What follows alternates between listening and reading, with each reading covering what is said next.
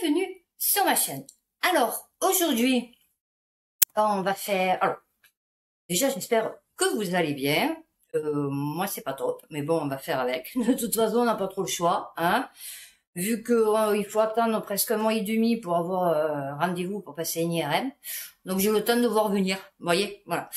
Alors, pour savoir ce que j'ai exactement. Donc, aujourd'hui, nous allons faire écologie, sciences, technologie. Vidéo très importante et gros boulot avec effets spéciaux. Non, je vous promets. On va commencer par technologie. Parce qu'après, on va faire donc science. Et là, enfin, je pourrais vous prouver avec des preuves, hein, parce que bon, maintenant on prouve sans preuve. Donc bon, je pourrais vous prouver que quand je vous dis que les satellites ne servent pas à Internet, ben ils ne servent pas à Internet. Voilà, d'accord? Alors, on va commencer donc tout ce qui est technologie. Alors, technologie, on va mettre, ben ouais, ça. Je vous avais parlé dans ma dernière vidéo, donc du coup, écologie, sciences et technologie, de l'hyperloop, vous savez. Et comme quoi ils avaient fait, enfin, ça fait 50 ans qu'ils sautent dessus, un peu comme nous notre truc là nucléaire, et que du coup ça avait pas marché. Enfin bon. Et j'avais dit, vous inquiétez pas, en Chine, eux, ça fait longtemps qu'ils ont eu le système et qu'ils sont passés à autre chose. Géo.fr. En Chine, un SkyTrain roule sur des rails sans aucun besoin énergétique. Red Rail est un nouveau train qui est actuellement testé en Chine, dans la province de Jiangxi. C'est le premier, j'aime bien. C'est le premier maglev suspendu non donné au train du ciel qui peut fonctionner sans énergie. C'est l'apport d'aimants couplé à des terres rares avec ouais, c'est un peu moins top que parce que bon, les terres rares, on sait comment elles sont extraites, hein. Qui permet au rail d'accueillir le train relais Slate. Le pays asiatique est très en avance en ce qui concerne les trains suspendus. Plusieurs prototypes ont déjà été présentés. L'un d'entre eux, en cours de fabrication, pourrait atteindre les 1000 km/h, ce qui équivaut à la vitesse du déplacement d'un avion. Comment le Red Rail peut-il se passer d'énergie? Ce nouvel engin s'appuie donc sur la présence d'aimants sur les rails pour se déplacer. Ces derniers sont renforcés par un apport de terres rares comme du néodyme. Ainsi, le train circule sans qu'il n'y ait aucun frottement ni apport énergétique à la base. Les aimants ne deviennent pas obsolètes puisque... il y a un peu d'interrogation en plein milieu de la phrase. Puisque le magnétisme reste intact au fil du temps. Pour le moment, il est estimé par les chercheurs de la Jiangxi University of Science and Technology que la force générée pourrait permettre de transporter 88 voyageurs. La vitesse serait à ce stade de 80 km/h, mais en rallongeant la distance des rails, elle pourrait atteindre les 120 km. J'ai pas compris. Pas compris. En cours de fabrication pourrait atteindre les 1000 km/h. Ah, en fait, c'est encore des estimations, des équations et des simulations. D'accord. Mais dans les faits, ça va à 80 km/h. Ah ouais, dans les faits, ça va à 80 km/h et ça peut transporter 88 voyageurs. Mais dans le futur, ça pourrait aller jusqu'à 1000 km/h. Voilà. Ouais, c'est pas mal quand même.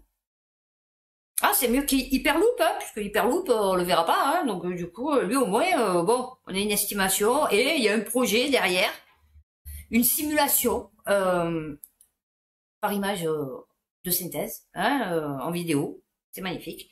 Alors, voilà, ben, Hyperloop. Ben écoutez, sudouest.fr, imaginé par Elon Musk, est censé atteindre les 1200 km/h. Ah oui, dans le cerveau, les mecs. Ouais. Le projet Hyperloop ne verra finalement jamais le jour. Des pistes d'essai étaient prévues près de Limoges et à Toulouse. Ah ouais, je vous l'avais lu l'article. Vous voyez comme quoi, bon. propulsion électromagnétique. D'où la capacité d'atteindre la vitesse surréaliste, et oui, effectivement, de 1500 km/h. Alors, Toulouse-Montpellier, 20 minutes. Et donc, un trajet, la gare et l'aéroport de Marseille à 72 secondes.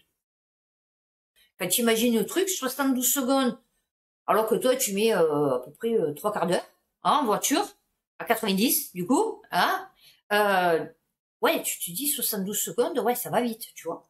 De l'hydrogène vert, bon, ça peut être dans l'écologie aussi, hein, mais bon, du coup, c'est la technologie. Produit au large avec de l'eau de mer, c'est possible. Alors, c'est une première mondiale. Ça, c'est 20minutes.fr. Revendique fièrement Mathieu Guesnay, patron de LIFE. L-H-Y-F-E.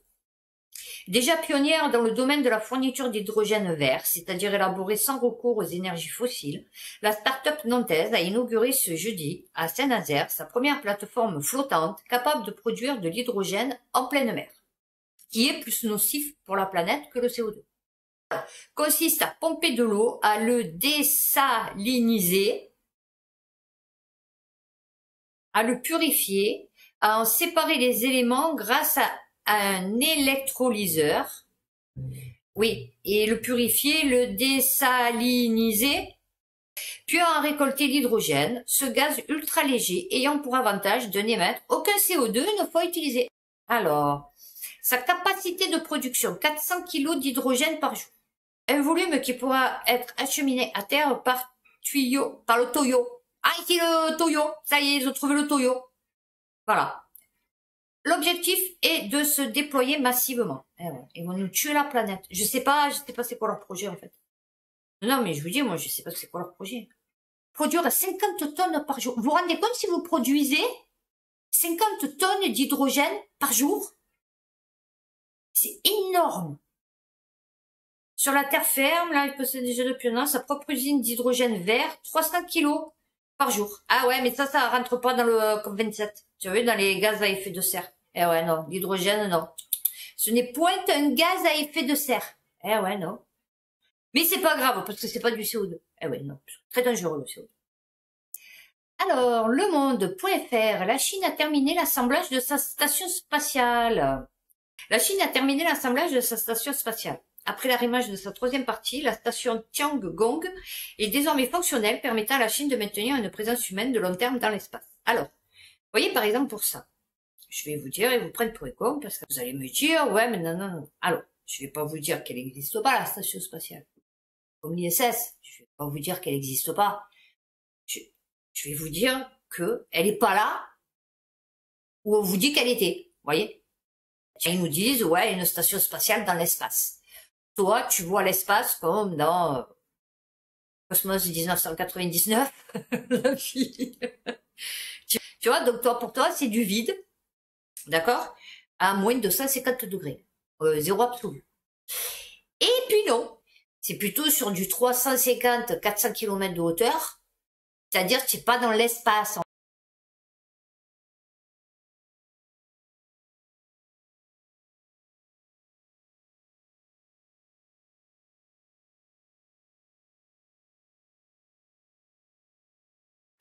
Donc voilà, donc on a eu des images, contrairement à nous, à l'ISS, qu'on n'a pas eu d'images de sa construction.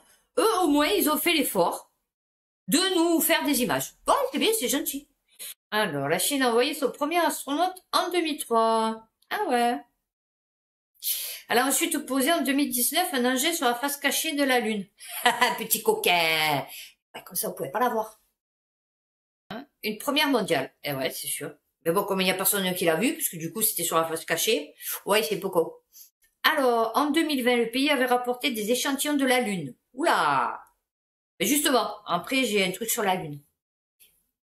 J'adore quand les choses me donnent raison, vous voyez? Quand j'ai quand même des articles qui prouvent que, quand je vous dis qu'ils vous disent de la merde, que c'est des théories, que c'est ce qu'ils ont imaginé, en fait, et qu'il fallait qu'ils l'expliquent, parce que du coup, on va te dire, ouais, mais comment le soleil il est né? Alors, il faut qu'il explique la lune, machin et tout. Et donc, c'est des théories, vous voyez? Et en fait, les théories, elles sont là pour changer. Vous voyez, c'est pas toujours les mêmes théories.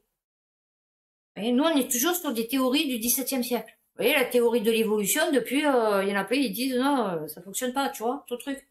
Mais nous, on apprend toujours à l'école la théorie de l'évolution de Darwin. Alors, bon, je l'ai mis dans technologie. Le Figaro, Elon Musk annonce un abonnement mensuel à 8 $ par mois pour certifier son compte Twitter. Oui, parce qu'il paraît qu'il avait mis à 20. Ouais, parce que lui, 8, 20, c'est pareil, hein, je veux dire, vous voyez. Non, pour aider l'humanité. Oh, il va nous aider. Oh, on n'attendait plus qu'Elon Musk. Ah ouais. C'est grâce à Stephen King que du coup, oui, ils l'ont passé à 8 €. Eh ouais. Parce qu'il a dit, ouais, si je... Bah, Stephen King. Il a dit, ouais, moi, payer 20 $ par mois, non. Ah non, ça j'ai pas les moyens. Attends. À la fois plastique et métal, un nouveau matériau aux propriétés inexplicables vient d'être créé. Cori.fr. L'événement s'est produit dans les laboratoires de l'Université de Chicago sous la direction du professeur de chimie John Anderson. Une équipe de scientifiques vient de mettre au point un nouveau matériau aux propriétés si étranges que son existence est considérée comme inexplicable par ses créateurs eux-mêmes. Je vous dis, les jours ils vont créer un truc, ouais, ça va pas être sympathique, hein. Moi je vous le dis, fait pour nous, hein, je parle. Voilà. En premier lieu, elle se présente comme du plastique, mais conduit l'électricité comme le métal. Rapporte The Independent. Un comportement totalement atypique qui pourrait mener vers d'autres inventions incroyables, affirment les responsables des recherches ayant mené à sa création. Vous savez que là, du coup, il y a plein de théories qui vont devoir être modifiées. Cela ouvre la voie à toute une classe de nouveaux matériaux conducteurs, faciles à modeler et très résistants au quotidien. Oui. D'ordinaire, tous les matériaux conducteurs montrent des similitudes, notamment l'enjacement de molécules et de leurs atomes qui se présentent sous la forme de lignes droites fortement regroupées. Mais cette invention, qui vient tout bouleverser, n'est absolument pas structurée de la même manière. Bien que conduisant très bien l'électricité, elle semble organisée de façon aléatoire. D'un point de vue théorique... Ah non, mais là, alors, là, cette vidéo, c'est pour moi. Oh, ils m'ont fait plein de petits cadeaux. Et ceux que maintenant, ils n'arrivent pas à capter, qu'en fait, ils vous expliquent des trucs, ils vous apprennent des trucs à l'école et tout, et qu'en fait, c'est pas ça. C'est que des théories, ils en savent rien du tout, ils émettent des hypothèses. Je sais qu'il y en a qui vont se faire des dénis de réalité. Ils vont dire, ouais, tu es une connasse. Oui, non, parce que de suite, ça part d'insulte. Ouais, tu es une connasse, tu comprends rien, tu es une blonde, une marseillaise, tu as l'accent d'une poissonnière. Ouais, d'accord. Bon. Et moi, je vous dis, c'est que de la théorie. D'un point de vue théorique, ça ne devrait pas pouvoir se comporter comme un métal. S'étonne le professeur Anderson. Il n'y a pas de théorie solide pour expliquer cela. Ce matériau, qui n'a pas encore été officiellement nommé, est comparé par ses créateurs à une pâte à modeler qui serait dotée d'un fort pouvoir conducteur. Cela pourrait révolutionner le monde de l'électricité et de l'électronique, d'autant que cette invention peut être fabriquée à température ambiante, ce qui la rend apparemment moins dangereuse.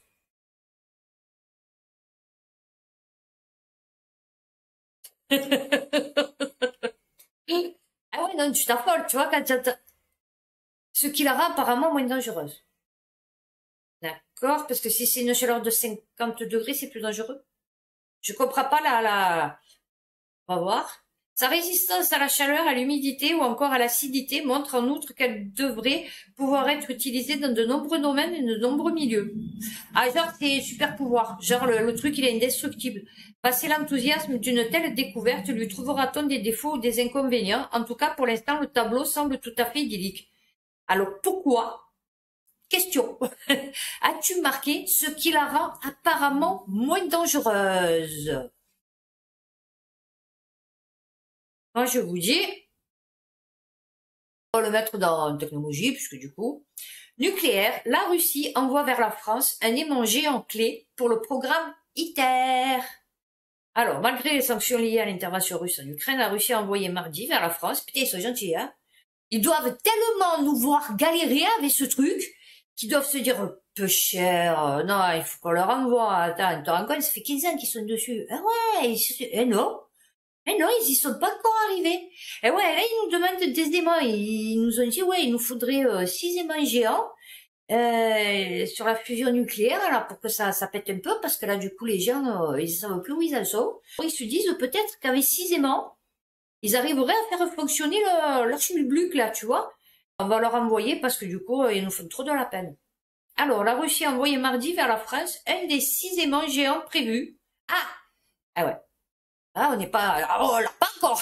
Ah ouais, non, on l'a pas encore. Ah oui, parce que s'ils nous ont envoyé un aimant sur 6, ça faisait combien de temps qu'on était sur le dossier? Non, parce que du coup, sous un ciel gris d'automne, le bateau transportant la bobine de champ poloïdal, fabriquée en Russie sous la direction de l'agence atomique Rosatom, a pris le large à Saint-Pétersbourg. Ah, j'y suis allée. Eh ouais, parce que je suis allée en Russie aussi. Eh ouais. On constatait des journalistes. Je suis allée à Moscou, j'ai vu la place rouge. Je suis allée voir Lénine momifié. Ah ouais, dans son cercueil de verre. D'ailleurs, je crois qu'on n'a plus le droit de le voir. Et ouais, je suis allée là-bas. Eh ouais. Arrivé dans le port de Marseille. Ah, cette bobine, en forme d'anneau, doit former la partie haute de la structure du tokamak, la machine expérimentale en construction dans le sud de la France, qui vise à maîtriser la production d'énergie à partir de la fusion de l'hydrogène, comme au cœur du soleil. Eh ouais. Vous savez que je vais pas m'avancer. Je crois que la Chine a réussi son deuxième soleil. Eh ouais, eux ils ont 2 soleils. Ouais. Non, on n'en a toujours pas un. Mais eux ils en ont 2. À vérifier. Un c'est sûr, je crois qu'ils ont fait le deuxième. Alors, soleil, Chine centrale. On va y arriver. Vous allez voir. Voilà, le soleil artificiel de la Chine bat un record à 120 millions de degrés. Voilà. Numéro 1, le nouveau soleil artificiel de la Chine a été activé pour la première fois 7 décembre 2020. Et oui, je vous ai dit, moi j'ai une excellente mémoire. Donc des fois, oui, c'est vrai que ça m'arrive de me tromper. Hein. Bon, je vais pas dire non plus que... voilà. Mais, je sais que quand je lis un truc, normalement je le retiens. Donc, sans la bobine PF1, le tokamak ne peut pas fonctionner. Ah, alors pourquoi il nous en faut 50? Sur les 6 bobines prévues avant la première production de plasma espérée en 2026, 4 sont réalisées en Europe de l'Ouest et une autre est construite en Chine. Oh, mais ouais, ils sont méchants les Chinois. Ouais, les Russes aussi. Putain, on devrait pas récupérer. Hein, ceux qui sont contre, là, ouais, les sanctions et tout, on ne devrait pas récupérer les bobinettes, là. Eh ouais, ma foi, Chine et Russie. Oh, on aurait jusqu'à 2050, là. Alors, les événements actuels n'ont guère affecté le projet. Ah bah oui, non, bah oui. Bah je te dis, on leur fait tellement de la peine. Ah, ma foi.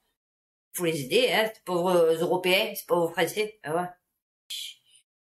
Ah bah ça servira pour faire la transition. Alors, on va passer à science. Ah non, j'ai pas fini. Dans technologie, j'ai mis ça aussi. BFM Tech Enco. Oui, parce que du coup, il y a technologie. Alors, qu'est-ce que le Liechtenbourg, le pays créé sur Twitter pour se moquer des Américains? Le Liechtenbourg est un pays fictif créé de toutes pièces par une poignée d'internautes sur Twitter. À l'origine, une simple blague, le territoire est devenu une véritable tendance sur le réseau social. Les Américains ont la réputation d'avoir un faible niveau en géographie. Ah ouais, ça c'est un peu maintenant les Français aussi. Partant de ce constat, l'internaute Gaspardo a publié une fausse carte. Collée au Portugal et à l'Espagne, un nouveau territoire apparaît, le Liechtenbourg. Je suis sûr que les Américains ne connaissent même pas le nom de ce pays. Ah, vous inventez des villes, des pays, Auteur du premier tweet, alors, sur Discord, chacun est invité à participer à écrire l'histoire du pays fictif. Ah, mais c'est bien. Voilà. Voilà, tu voyais, comme quoi on apprend des choses. Alors, eh ben voilà. Bah, écoutez, on va passer directement à science. Donc, on va, petite transition, comme ça déjà, ça prépare, vous voyez, un peu ce que je vais vous lire. Alors, vous avez vu que depuis la crise Covid, tout le monde vous dit, il faut croire à la science, d'accord? Oui, il faut croire à la science, parce que la science, c'est la science, d'accord? Okay. C'est normal de se tromper en science. La NASA ne pensait pas dévier autant l'astéroïde Dimorphos. Ouais. La science, elle a toujours évolué. Vous savez, les gars, si la science, elle n'évoluerait pas, on en serait toujours au temps des Romains ou de j'en sais rien, et vous voyez, on n'aurait pas... Eh ouais, la science, bon, déjà, les 3/4, c'est des théories, hein, je vous explique. On vous apprend à l'école comme des faits réels, c'est-à-dire, genre, c'est prouvé, vous voyez. Et en plus, oui, effectivement, au fil à mesure des années, des décennies, des siècles, et oui, la science, elle évolue, vous voyez, voilà. Alors, bon, on va le faire vite. DART s'est écrasé sur un astéroïde pour changer son orbite. La NASA prévoyait un changement d'à peine 1 minute dans le temps que met l'objet à tourner autour de son corps par an. Le résultat du test est différent. Pourquoi? Voilà. Eh ouais, je vous dis, vous prenez trop pour Dieu. Pas possible. Il y a tellement de choses qu'on connaît pas encore. Et qu'on connaîtra peut-être jamais, hein, parce que bon, c'est tellement de choses là où vous dit le réchauffement climatique. Et tout le monde s'est posé la question de savoir le soleil, l'oblique de la Terre, machin, parce qu'il y en avait un qui en parlait, justement, il disait, oui, effectivement, il y a des cycles, tu vois, soleil, lune, Terre, système solaire, tu vois. Que le soleil, il est pas fixe non plus, lui aussi, vous voyez, des fois, il est un peu moins chaud, des fois, il est un peu plus chaud, des fois, il est un peu, vous voyez, voilà.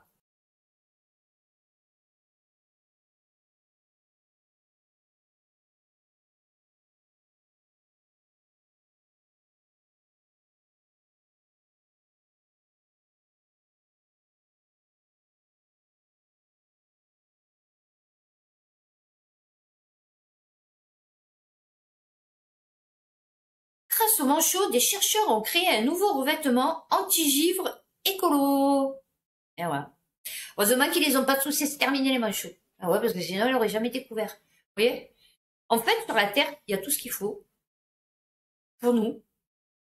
Si, vous savez, les trucs là, sur les plantes, sur les animaux, vous voyez, les trois quarts des médicaments qu'on a, la plupart, c'est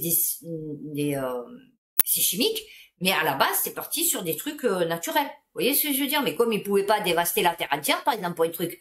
Donc, du coup, ils l'ont recréé, genre, chimiquement. Vous voyez? Grâce au manchot, des chercheurs ont créé un nouveau revêtement anti-givre écolo. Un nouveau revêtement contre le givrage des ailes des avions ou des pylônes électriques aussi efficaces qu'écologiques.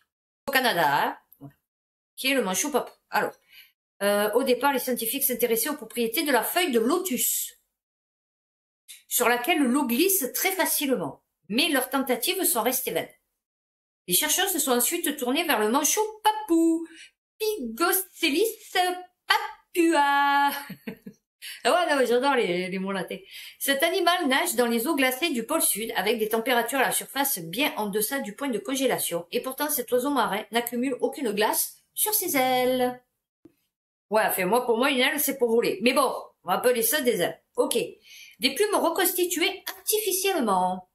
L'équipe canadienne a d'abord étudié au microscope la composition des plumes des manchots, puis ils ont reconstitué artificiellement ce plumage et mené des tests de contact avec des gouttes d'eau.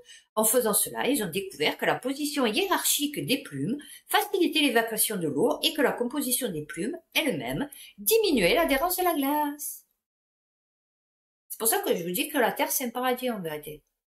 En vérité, Dieu, ouais, vous allez me dire, tu me casses les bonbons avec Dieu. Bon, Dieu, la super puissance, ce que vous voulez, les super-héros, je sais rien, je m'en fous.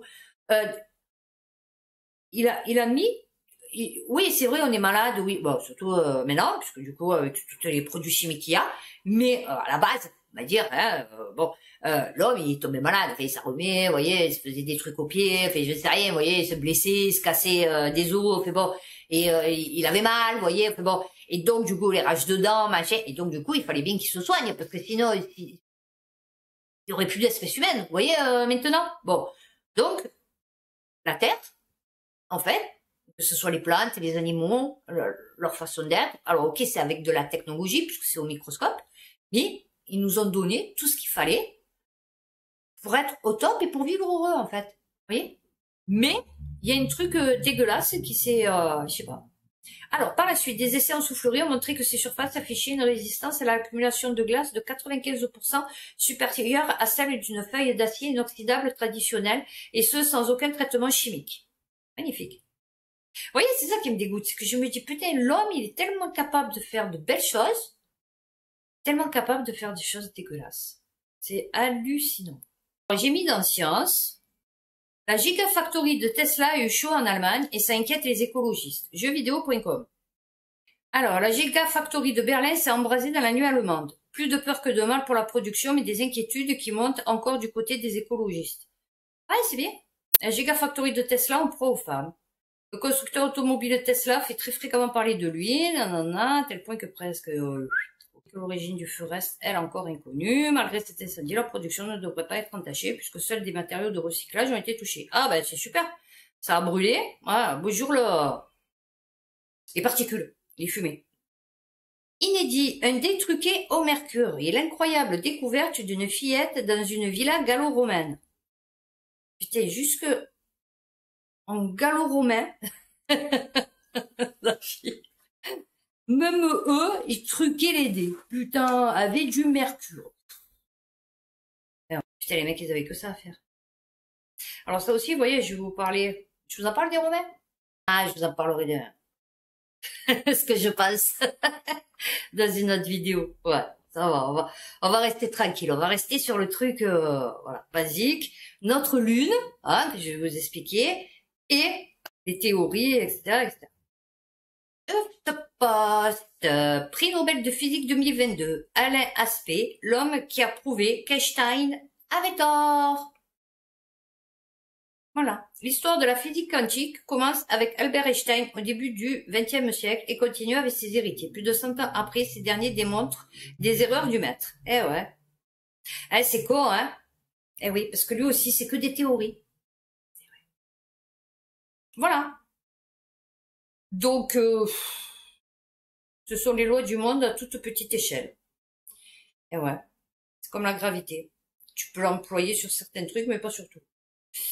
Pour le dire autrement, des atomes passant dans deux trous distincts devraient en théorie, aller s'écraser avec précision à 2 points séparés d'une paroi à la manière de billes. Or, ce n'est pas le cas. Lorsqu'elle n'est pas mesurée, la lumière se comporte comme une onde et se disperse le long d'un spectre, comme le montre l'illustration ci-dessous. Ouais, c'est des rayons bleus, hein. Bon, y a rien de... Oui, voilà, ça fait des rayons bleus. Cette découverte de la nature de l'infiniment petit que l'on doit à Max Planck et Albert Einstein dans les années 1910-1920 fut le début de la physique quantique. Des atomes unis pour la vie. Eh ouais. Imaginez que vous mélangez 2 graines de lumière. S'enthousiasme Julien Bobrov. Vous faites dès lors en sorte qu'ils partagent un même état, un véritable destin commun. Et ce destin commun n'a pas de limite de distance, aussi incroyable que cela puisse paraître. Ils ne se fusionnent pas, mais partagent un lien inextricable. Ouais. Il paraît que quand les trucs ils sont machinés comme ça, ils peuvent être à l'infini de l'univers. Quand il y en a un, il fait un truc, et ben l'autre il fait le même truc. C'est un truc de fou. Un photon dont un grain de lumière possède ainsi 2 états de polarisation à la manière d'une bille qui aurait 2 couleurs suivant qu'il tourne vers la gauche ou vers la droite. Mais tant qu'il n'a pas été mesuré, il peut être dans ces 2 polarisations à la fois, comme si la bille avait 2 couleurs en même temps. C'est le principe de superposition quantique que connaissent bien les amateurs du paradoxe du fameux chat de Schrödinger. À partir du moment où la mesure... Ah ben, vous chercherez, hein, expérience du chat de Schrödinger, hein, c'est bon. À partir du moment où l'on mesure, mais vous verrez que, franchement, j'ai rien compris.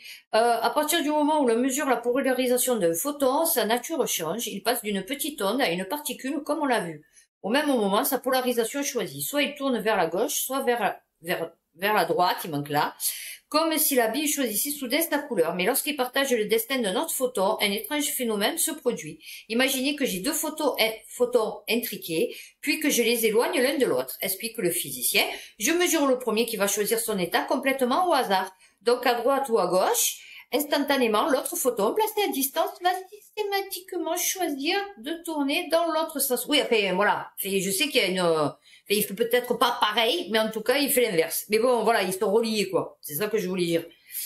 Donc, à droite ou à gauche, instantanément, l'autre photon placé à distance, voilà. Le truc incroyable, c'est que vous pouvez les éloigner autant que vous voulez et continuer à partager leur destin. Ah, moi, j'adore les trucs comme ça. J'arrive pas à comprendre, mais j'adore les trucs comme ça. Et je sais pas comment ils mesurent, comment ils font, je sais rien, mais Ça me fait délirer quand ils nous apprennent des trucs comme ça, vous voyez, parce que vous vous dites, putain, et nous on en est toujours avec le truc qui tourne autour de l'autre truc à l'école, tu vois. Bon, peut-être que s'ils apprendraient, alors peut-être pas ça, mais des trucs comme ça, vous voyez, des expériences, vous voyez, parce que les gens maintenant, ils ont besoin de voir. Et donc, moi, je sais que tout ce que j'ai appris, le trois quarts du temps, c'est parce que je l'ai vu. S'il fallait que je le lise, ça m'avait gonflé. Vous voyez ce que je veux dire? Moi, je suis plutôt visuel, écoute, vous voyez, j'enregistre comme ça. BFM Tech Co, la loi de Moore est morte. Les puces électroniques ont-elles finalement atteint leur limite? C'est fou, hein? Comme il y a tout qui meurt en ce moment. Ouais, non, je sais pas, il y a tout qui... Alors, l'observation faite par le cofondateur d'Intel, il y a près d'un demi-siècle, a guidé le progrès fulgurant de l'informatique moderne. Mais elle pourrait avoir atteint le bout de son potentiel, c'est en tout cas l'avis du géant Nvidia.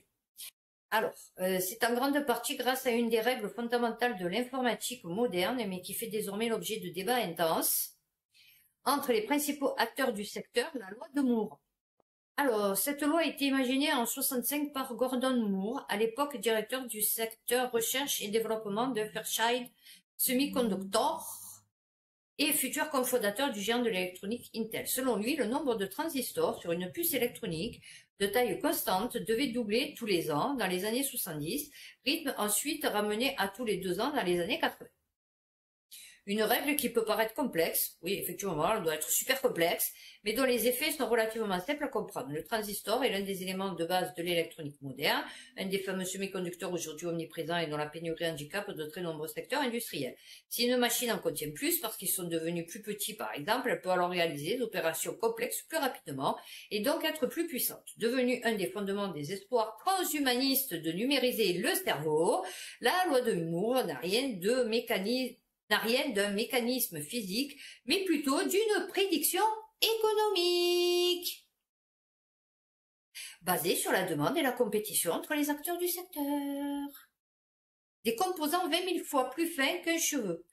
Et ce qui ne semblait être qu'une prédiction au doigt mouillé s'est vérifié historiquement. Oui, c'est sûr, mais à la base, c'était une prédiction. Le nombre de transistors sur une même puce électronique a augmenté de manière exponentielle depuis un demi-siècle. Il est passé de 2308 en 71 à plus de 19 milliards en 2017, selon les données compilées par le site Our World in Data. C'est en grande partie grâce à la miniaturisation des composants, dont les plus petits mesurent aujourd'hui moins d'une dizaine de nanomètres. Ouais, ça, j'ai jamais rien compris aussi. À titre de comparaison, un cheveu mesure près de 100 000 nanomètres de large. Oui, d'accord. Ah oui, d'accord. Oui. Vous savez que je comprends rien à ça. Moi, ils arrivent à faire des trucs aussi petits et mettre autant de trucs dedans sans rayer, puis je sais pas, je comprends pas. Les principaux fabricants de composants électroniques, dont le taïwanais TSMC et le sud-coréen Samsung, mènent depuis des années une course à la miniaturisation sans merci. Ils peuvent produire des transistors de 5 nanomètres et le sud-coréen a devancé son adversaire en expédiant récemment le premier des puces de 3 nanomètres. Vous savez comment je sais ce que c'est un nanomètre? Ben, en fait, c'est en faisant les masques. Oui, parce que sur mon ancienne chaîne, j'avais fait une vidéo exprès sur les masques. Et en fait, le virus fait 0,1 nanomètre. Et les trous dans les masques, c'est 0,6 nanomètres. Donc en fait, dans un trou de masque, passe 6 virus.